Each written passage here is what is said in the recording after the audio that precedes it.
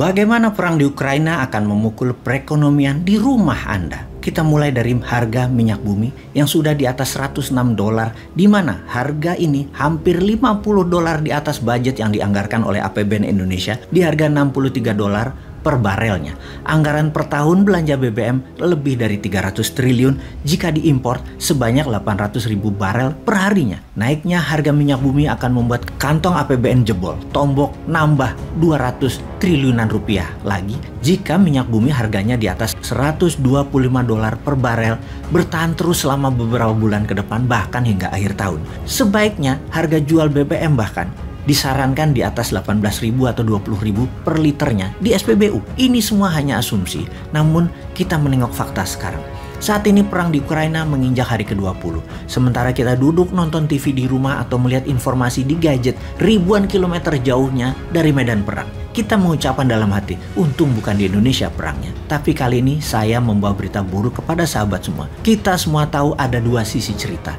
Yang satu memiliki pendapat global atau global naratif, yaitu pihak Barat dan NATO yang mengatakan Rusia adalah penjahat. Di sisi Rusia mengatakan agresi NATO ke Eropa Timur mencaplok-caplok wilayah dengan mengikat dalam kesepakatan militer oleh NATO di negara bumpernya Rusia ex-Soviet adalah kejahatan atau penjahat sesungguhnya karena akan menarget Rusia nantinya. Terlepas dari perang militer di Ukraina, ternyata perang ini akan melukai kita semua. Anda punya mobil dan motor di rumah, Anda pasti perlu BBM kan? Semakin lama perang, mengendarai kendaraan Anda tersebut, biayanya akan semakin mahal. Kenapa? Kita tahu 12% minyak dunia adalah produksi Rusia. Rusia merupakan negara ketiga terbesar di dunia di dalam produksi minyak dan negara nomor 3 terbesar di dunia di dalam eksportir minyak. Sejumlah 5 juta barel per harinya. Apa yang terjadi kalau minyak Rusia di stop produksinya untuk diekspor? Maka kebutuhan dunia yang meningkat alias demand meningkat karena suplainya turun,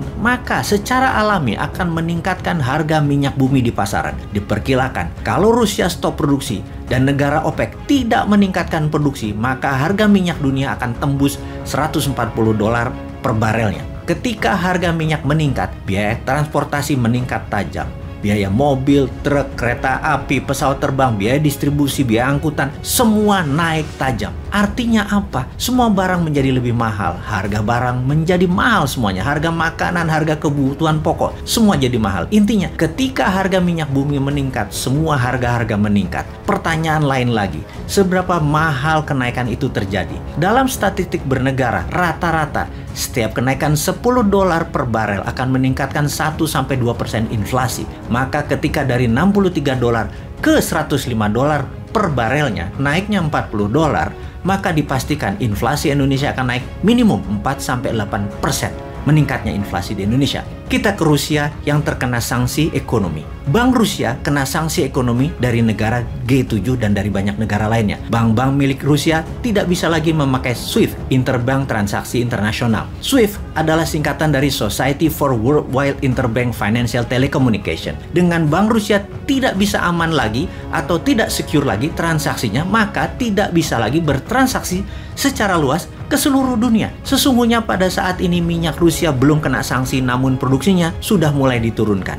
Dan efek SWIFT diblok plus transaksi turun itu akan memukul harga minyak. Lalu ada boikot perdagangan atas produk-produk Rusia lainnya. Kita kembali ke gas dulu. 40% gas Rusia itu melalui pipa melalui daratan Ukraina ke Eropa Barat. Dan saat ini suplai gas ke Eropa Barat mulai terganggu, bahkan sudah mulai ada yang shutdown. Ini menimbulkan keresahan masyarakat Eropa Barat. Lalu kita perdalam Ukraina. Banyak yang tersadar mengetahui bahwa Ukraina mempunyai cadangan minyak dan gas nomor 2 terbesar di Eropa yang saat ini pastinya terganggu produksinya walaupun ini masih cadangan. Sehubungan dengan berkurangnya produksi minyak dunia, maka semua negara besar mulai menggunakan SPR-nya atau strategi petroleum supply-nya. Cadangan minyaknya dikeluarkan, terutama Amerika dengan strategi ini diharapkan bisa menahan laju naiknya harga minyak namun membahayakan cadangan minyak dalam negeri Amerika. Apalagi yang paling ditakutkan oleh dunia selain kenaikan harga minyak bumi dan gas, juga mengganggu distribusi pengadaan oil and gas tersebut. Ya benar, food supply.